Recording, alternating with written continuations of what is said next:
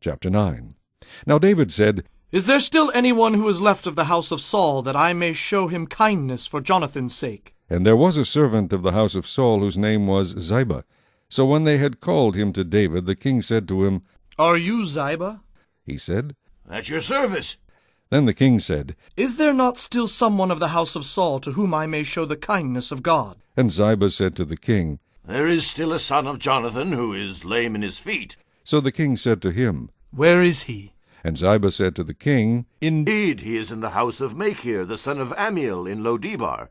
Then King David sent and brought him out of the house of Machir, the son of Amiel, from Lo-debar.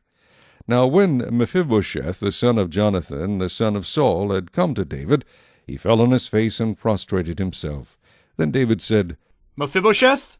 And he answered, Here is your servant. So David said to him, Do not fear, for I will surely show you kindness for Jonathan your father's sake, and will restore to you all the land of Saul your grandfather, and you shall eat bread at my table continually. Then he bowed himself and said, What is your servant, that you should look upon such a dead dog as I? And the king called to Ziba, Saul's servant, and said to him, I have given to your master's son all that belonged to Saul and to all his house.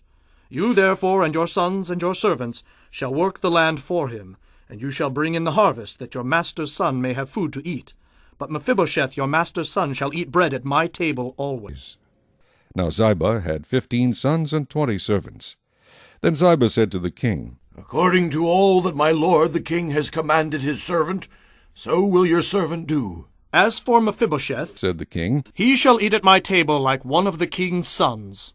Mephibosheth had a young son whose name was Micah, and all who dwelt in the house of Ziba were servants of Mephibosheth. So Mephibosheth dwelt in Jerusalem, for he ate continually at the king's table, and he was lame in both his feet.